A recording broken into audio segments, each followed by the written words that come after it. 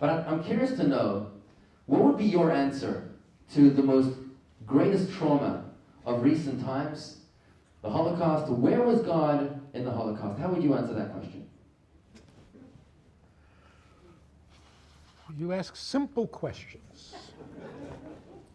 Oh, by the way, there's another book by Irma Bombeck. Right? If life is a bowl of cherries, why am I in the pits?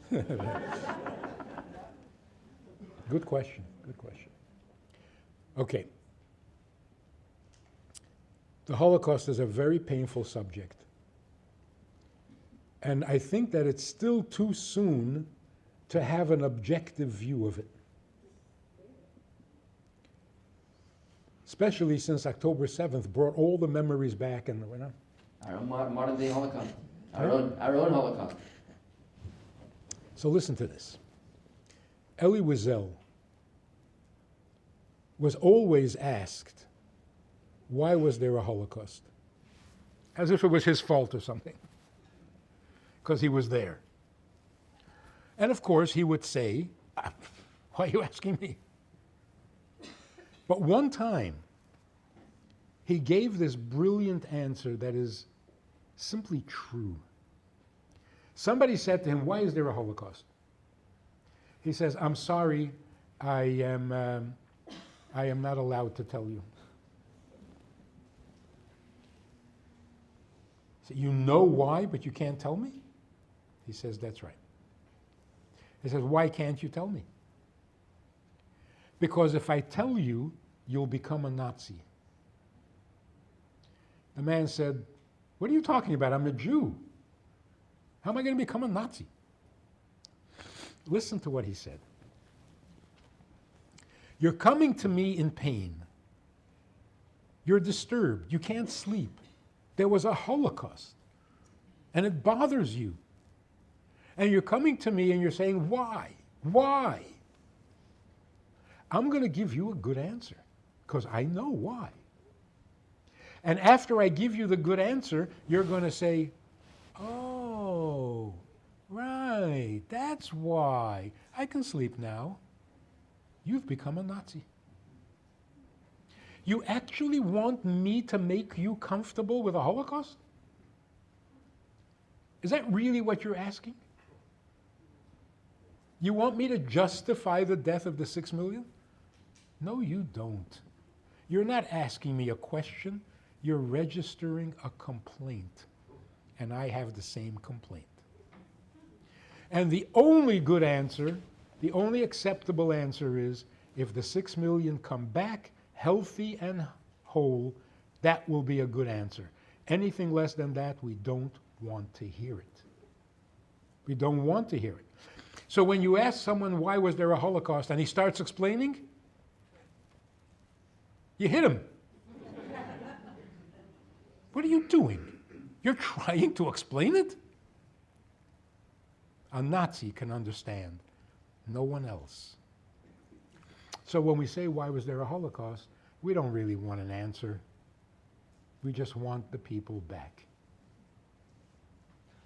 I think that was one of the most beautiful answers, or not an answer, one of the most beautiful responses to that question, which you've really reoriented. It's not a question, it's a protest. And it has to stay a protest. Yes, and on Pesach, we ask 4 questions. Remember the Hebrew? What's the first line? Ma nishtana halayla hazeh. Translated? Why is this night different? You see, we're so misled by carelessness. Ma nishtana does not mean why is this night different. What is different about this night? Now, what's the difference whether you say why or what? When you say why, you don't want an answer. Like when you tell your child to go to sleep, it's bedtime, and the kid says, why do I have to go? Explain it to him. Reason with him. You know, the benefits of sleep. And the kid looks at you like, what are you babbling about? I'm not going to sleep. So why do I have to means I'm not going? It's not a question. It's not a question, it's an objection. And we find this in the Torah. God tells Moshe to go speak to Pharaoh. He speaks to Pharaoh. Pharaoh gets annoyed and increases the workload. Moshe comes to God and says, why? Lama, not ma. Lama harei salam. Why did you make it worse? What does God say? Watch, I'm going to take them out. Answer the question. Why did you make it worse? God says, you don't want an answer. I got your objection, and I'm going to take them out, so calm down.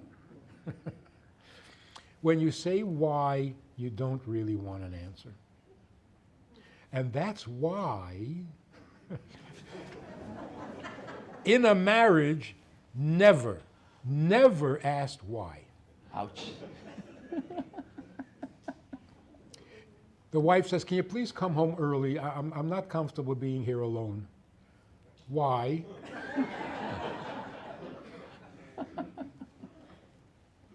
That's the beginning of the end. Why?